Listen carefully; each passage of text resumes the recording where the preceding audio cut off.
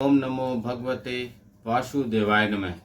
नमस्कार, मैं ज्योतिषाचार्य वरुण प्रकाश ज्योतिष के आज के ब्लॉग में आप सभी श्रोताओं का, आप सभी दर्शकों का स्वागत करता हूं।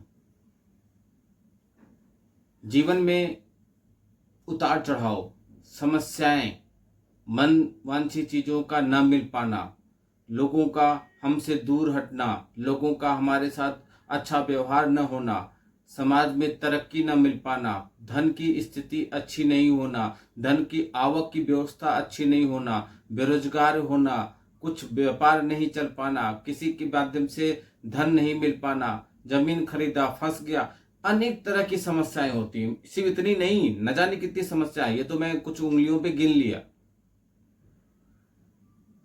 तो क्या आप करेंगे? ये तो समस्याएं आप डॉक्टर के पास जाके टेबलेट खा के तो सही हो नहीं सकते।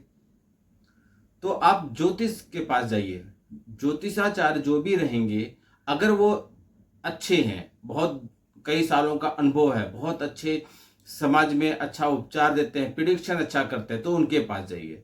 आजकल ज्योतिषाचार्य भी बहुत हो गए हैं और बहुत ऐसे हो गए हैं जो थोड़ी बहुत जानकारी होने के बाद, हल्की फुल्की जानकारी होने के बाद समाज में ग्रहों के बारे में गलत बताते हैं। जैसे शनि राहु केतु के बारे में इतना दुष्प्रचार फैल गया है कि जैसे लगता है शनिदेव इतना क्रूर ग्रह है कि आपको मार ही डालेंगे।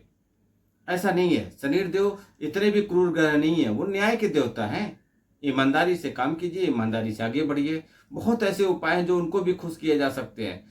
तो आप अच्छे ज्योतिषाचार्य के पास जाइए, अपने कुंडली का विश्लेषण कराइए। कुंडली का विश्लेषण कराने के बाद जो उपाय आपको बताया जाए उसको ईमानदारी से कीजिए, उसका पालन कीजिए। फिर देखिए आपके जीवन की सारी समस्याएं दूर हो जाएंगी। ऐसा कुछ भी नहीं है जो आपके भाग्य में लिखा हो आपको न मिल सकता हो, और न भी लिखा हो तो भी प्राप्त हो सकता है। वहां का सुख नहीं है, फिर भी मैं आपको दिलाऊंगा। ईमानदारी से आपको नियम का पालन करना है। समस्याओं को बड़ा मत होने दीजिए, समस्याओं को गंभीर मत होने दीजिए। जितना बड़ा हो गया, जितना गंभीर होगा, उतना ही समय लग जाएगा उसका समाधान करने में, उपाय करने में। अगर आपको लगता है कि आप किन्हीं कारणों वैसे ये नियम को नहीं कर पाएंगे, तो आप हमारे कार्यालय पे अनुष्ठान लेके, संकल्प लेके, इस बात का हमको परमिशन दीजिए, संकल्प लेके, और हम आपके नाम पे करेंगे और आपको उसका उचित परिणाम मिलेगा और आपको उसका लाभ मिलेगा। लेकिन कदम तो पहला आपको ही बढ़ाना पड़ेगा। प्यासा ही कुएं के पास जाता है, कुएं प्यासे के पास नहीं जाता। समय मत लगाइए सोचने में। और सारे ज्योतिषाचार का एक ही उद्देश्य नहीं है कि हम आपसे धन लेंगे और धन का ही वो ये है। बहुत लोगों ने नकारात्मक फैला के रखी है समाज में, लोग जाने से डरते हैं ज्योतिषा पर। जैसे एक जमाने में झोला छाप डॉक्टर हुआ करते थे, ऐसे ही आज के समय जगह जगह पे ज्योतिषाचार हो गए हैं, जो उपाय के नाम पे गलत सदर बात देके, सलाह देके और पैसे ठग के चले जाते हैं। लेकिन हम लोग हर जगह पे हैं, सोशल मीडिया, वेबसाइट पे और हर सोशल मीडिया प्लेटफॉर्म पे हैं। हम तो उनको छोड़ के तो नहीं जा सकते, और न जाने कितने लोग हमसे जुड़े हुए हैं। इसलिए सही व्यक्ति का चुनाव कीजिए, सही जगह पे जाके सही उपचार कराइए, फिर आपके जीवन से समस्याएं दूर होंगी। आज मैं आपको चर्चा करूंगा कन्या राशि के बारे में। जून का महीना उनका कैसा रहेगा, सभी विषयों के बारे में बताऊंगा। सबसे पहले सारांश में बताऊंगा, फिर एक एक विषय पे विस्तार पूर्वक बताऊंगा ग्रहों के गोचर के हिसाब से। लेकिन कार्यक्रम को शुरू करने से पहले यह आप जान लीजिए, यह आपके नाम राशि और चंद्र राशि पे दोनों पर संयुक्त रूप से आधारित है। आपके कुंडली का विश्लेषण करना बहुत आवश्यक है, क्योंकि लग्न चार्ट के हिसाब से कौन से ग्रह किस स्थान पे हैं, उन और कौन से ग्रहों की युक्ति बन रही है, कौन से ग्रहों का गोचर बन रहा है, इसके हिसाब से अध्ययन करना और आपको उसके हिसाब से सॉलिड एकदम सटीक भविष्यवाणी करना, प्रिडिक्शन देना, वह ज्यादा उत्तम होता है। चलिए कार्यक्रम में आपका ज्यादा समय न लेता हूं, आगे बढ़ता हूं। कन्या राशि के जो भी जन्मे हैं, जिनका भी कन्या राशि वाले हैं, उनका जून का महीना वैसे तो अनुकूल रहने की संभावना है, लेकिन महीने के मध्य में आपको अपने स्वास्थ्य का विशेष ध्यान रखने की आवश्यकता होगी।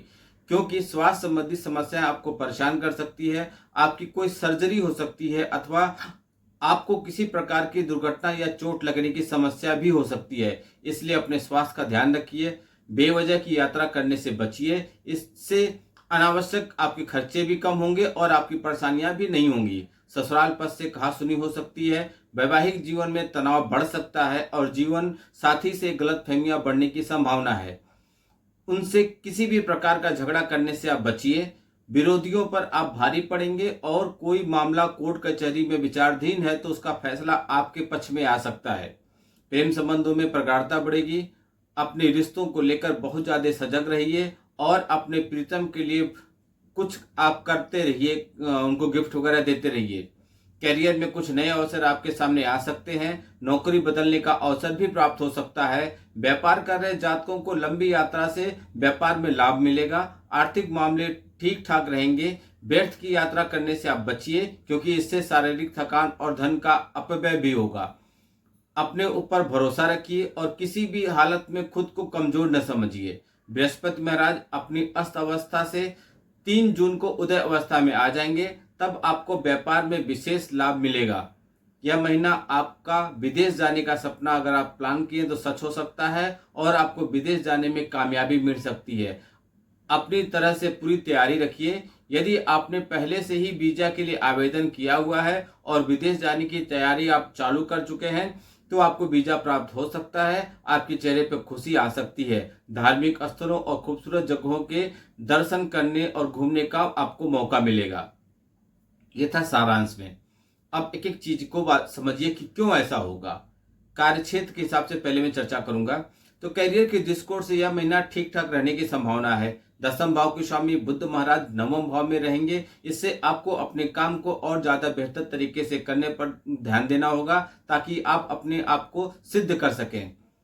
आपके करियर में कुछ बदलाव आ सकते हैं, जैसा कि यदि आप किसी सरकारी सेवा में कार्यरत हैं तो आपका स्थानांतरण हो सकता है, यानी कि आपको एक स्थान से दूसरे स्थान पर भेजा जा सकता है।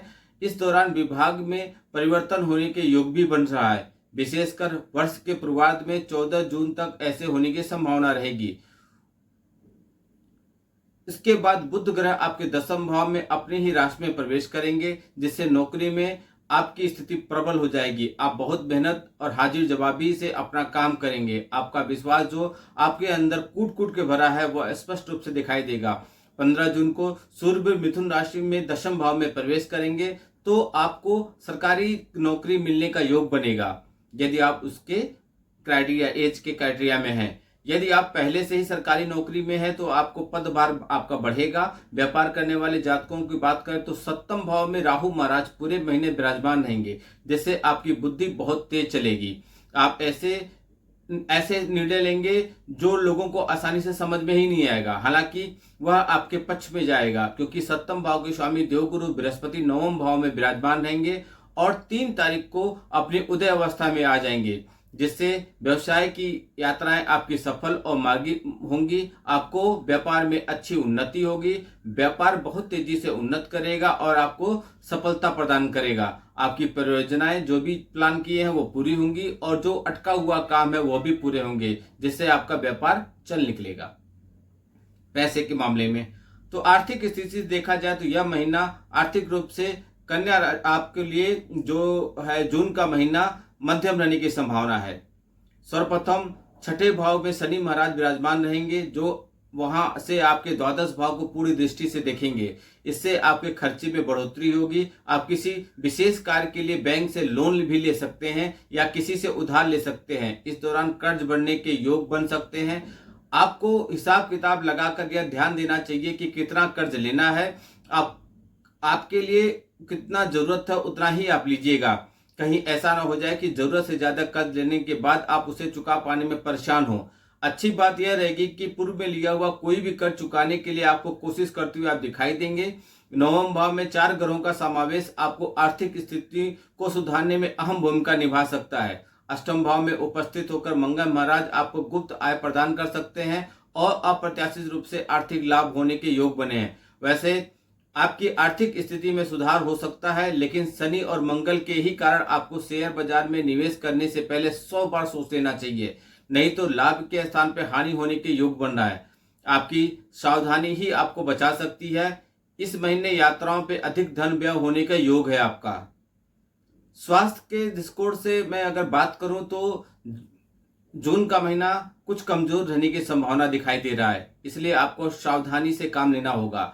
एक तरफ तो शनि महाराज छठे भाव में विराजमान होकर किसी गंभीर बीमारी के पनपने का संकेत देते हैं। यदि आप अनुशासित होकर अपनी दिनचर्या का पालन नहीं करेंगे तो अपने स्वास्थ्य के प्रति लापरवाही बरतते हैं तो वहीं शनि देव आपको स्वास्थ्य कष्ट दे सकते हैं और लंबी चलने वाली कोई बीमारी जन्म ले सकती है। इसके विपरीत यदि आप अपनी ओर से सावधानी रखते हैं तो शनि देव की कृपा से आपकी उस बीमारी से छुटकारा भी मिल सकता है। दूसरी तरफ अष्टम भाव में मंगल महाराज विराजमान रहेंगे, जो किसी प्रकार के शल्य चिकित्सा का सलाह दे रहे हैं या शल्य चिकित्सा करा सकते हैं। इस दौरान रक्त संबंधी समस्या आपको परेशान कर सकती है, क्योंकि उन मंगल के ऊपर शनि का प्रभाव भी होगा। आपको रक्तचाप अनियमित होने या रक्त की अशुद्धि जैसी समस्याओं का सामना करना पड़ सकता है। इस दौरान किसी प्रकार के चोट लगने या दुर्घटना होने की संभावना भी बन सकती है, इसलिए वाहन सावधानी पूर्वक चलाएं और नियंत्रित सीमा के अंदर ही चलाएं। ऐसा करने से आप बहुत हद तक समस्याओं से बच सकते हैं। महीने का उत्तरार्ध अपेक्षाकृत अनुकूल रहेगा, तब स्वास्थ्य में सुधार हो सकता है। इस महीने आपको नेत्र रोग, पेट से जुड़ी हुई कुछ समस्याएं, शारीरिक चोट आदि लगने की संभावना बन रही है। यदि आप प्रेम संबंध में हैं या विवाहित हैं तो आपके लिए यह महीना अनुकूल रहने की संभावना है। प्रेम संबंध वालों के लिए पहले उनके बारे में बता रहा हूं। आपके प्रीतम आपके दिल से जुड़े रहेंगे और आपके सुख और दुख का एहसास होने लगेगा। यही एक सच्चे प्यार की निशानी भी है। आप अभी उनके लिए सब कुछ करने को तत्पर रहेंगे। आपके रिश्तों में यही खूबसूरती है कि आप दोनों एक दूसरे को भरपूर सम्मान देंगे और एक दूसरे को समय की महत्व को समझेंगे। अपने परिवार वालों से भी आप अपने प्रीतम से मिलवा सकते हैं, जिससे परिवार में भी उनका स्वागत हो सकता है। यह महीना उन लोगों के लिए अनुकूल है जो कभी तक अकेले हैं, उनका विवाह होने का योग बन रहा है और अच्छे रिश्ते इस महीने आपको प्राप्त हो सकते हैं। यदि आप विवाहित हैं तो वैवाहिक जीवन में कुछ समस्याएं आपके साथ आ सकती हैं। सप्तम भाव में राहु महाराज विराजमान रहेंगे, उनके एक ओर शनि और दूसरे ओर मंगल महाराज भी विराजमान रहेंगे, जिससे सप्तम भाव पीड़ित और सप्तम भाव पाप कर्तरी योग से रहेगा। यह समय वैवाहिक जीवन के लिए परेशानी जनक हो सकता है। माफ कीजिएगा, थोड़ी सी खांसी आ गई। आपके जीवन साथी को स्वास्थ्य समस्याएं घेर सकती हैं। उनके व्यवहार में भी बदलाव आ सकता है, जिसका असर आपका सीधा सीधा आपके वैवाहिक जीवन को प्रभावित करेगा और आप दोनों के बीच गलतफहमियां बढ़ सकती हैं। एक दूसरे को लेकर लापरवाही बढ़ सकती है और रिश्तों में तनाव बढ़ सकता है। हालांकि देवगुरु बृहस्पति अपनी ओर से प्रयास करेंगे कि आपके रिश्तों को बचा सकें, इसलिए आपको परिस्थितियों को संभालना होगा, तभी आप अपने वैवाहिक जीवन को बचा पाएंगे और अपने जीवन साथी के साथ अच्छा समय व्यतीत कर पाएंगे। संतान की ओर से कुछ सुखद समाचार मिल सकते हैं, लेकिन अपने संतान से मित्रवत व्यवहार रखिए, क्योंकि कड़वे वचन बोलने से वह आपको जवाब भी दे सकते हैं और आपको अच्छा नहीं लगेगा उनका जवाब देना। पारिवारिक सामंजस्य आपको वैवाहिक जीवन में आपको सुखी बना सकता है, इस पर आप ध्यान दीजिएगा। परिवार के हिसाब से कैसा रहेगा जून का महीना? यह महीना पारिवारिक तौर पर मध्यम रहने की संभावना रहेगी। दूसरे भाव के स्वामी शुक्र महाराज नवम भाव में विराजमान रहेंगे, जिससे आप परिवार के साथ लंबी यात्रा पर जा सकते हैं, देवी के दर्शन करने जा सकते हैं अथवा खूबसूरत जगहों पर घूमने फिरने भी जा सकते हैं। परिवार के साथ वेकेशन बिताना आपको बहुत सुकून देगा, जिससे आपके लिए पहले से योजना आपने पहले बना रखी है वह आपका सफल होगा। शुक्र 12 जून को दसम भाव में प्रवेश कर जाएंगे, जिससे पारिवारिक व्यवसाय में आपको सफलता मिलेगी। आपके व्यवसाय में परिवार के लोगों का सहयोग मिलेगा।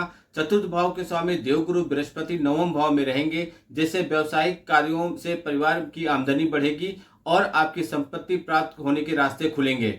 अष्टम भाव में मंगल का अपनी राशि में विराजमान होना पिताजी को अनेक स्रोतों से लाभ दे देंगे, लेकिन उनकी स्वास्थ्य समस्याएं भी हो सकती हैं, इसलिए उनके स्वास्थ्य का आप ध्यान रखिएगा। भाई बहनों से आपके संबंध बड़े मधुर बनेंगे और उनके साथ अच्छा समय आप बिताएंगे। अपने दोस्तों को भी आप पर्याप्त समय देंगे, जिससे यह समय आपके लिए अच्छा रहने वाला है। आपको स्वयं को अकेला समझने की आदत से बचना होगा, क्योंकि आपके राशि में उपस्थित केतु आपको बार बार ऐसा सोचने के लिए मजबूर करेंगे। आपको उसके अधीन नहीं होना है, बल्कि सबके साथ मिलजुल के रहना है, नहीं तो आप अकेलापन महसूस करेंगे। इससे आपका पारिवारिक जीवन खुशहाल रहेगा। आपको उपाय करना है। पहला उपाय, आपको शनिवार के दिन चींटियों को आटा डालिए। दूसरा उपाय, बुधवार के दिन किन्नरों का आशीर्वाद जरूर लीजिए। तीसरा उपाय, शुक्रवार के दिन छोटी कन्याओं को सफेद मिठाई बांटिए। और चौथा उपाय, बुधवार के दिन गौ माता को भिगी हुई सबूत मूंग अपने हाथों से खिलाइए। इन उपायों में से जो उपाय आप आसानी से कर सकते हैं वह अवश्य कीजिए, लेकिन उपाय जरूर कीजिए, क्योंकि उपाय ही है जो आपको समस्त परेशानियों से और समस्त बाधाओं से शीघ्र अतिशीघ्र निकाल के आपको सुखमय जीवन दे सकता है। ज्योतिष शास्त्र में अगर आप किसी भी तरीके से कुछ भी समस्याओं का समाधान चाहते हैं तो हर एक समस्या का समाधान है। किसी भी जाति वर्ग या किसी भी धर्म समुदाय से जुड़ा व्यक्ति क्यों न हो, अगर वो धरती पर जन्म लिया है तो उसकी विवेचना की जा सकती है। अगर आपके पास कुंडली नहीं है, बहुत लोग के पास समय और तारीख का सही गणना नहीं होता है, तो आप सबसे पहले अपने दाहिने हाथ की हस्तरेखा का फोटो, लेकिन हस्तरेखा में जहां आप रक्षा सूत्र बांधते हैं वहां से फोटो लीजिए। दूसरा, बाएं हाथ का आप हस्तरेखा का फोटो, लेकिन आप कलाई का भी फोटो उसमें जरूर लीजिएगा। तीसरा फोटो, दोनों रेखाओं हाथ की हथेलियों को जोड़ के किसी के से फोटो खिंचवा लीजिए, इस हस्तरेखा का फोटो। और आपका वर्तमान चेहरे का फोटो, यह भी भेजने से आपके बारे में काफी कुछ बताया जा सकता है और सटीक भविष्यवाणी करके आपके जीवन से आ रही समस्याएं दूर की जा सकती हैं।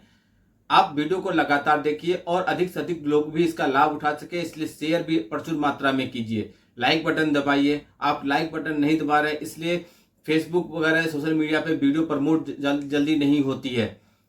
आपका दिन शुभ हो। भगवान भोलेनाथ का आशीर्वाद आप पे बना रहे। नमस्कार। जय श्री राम।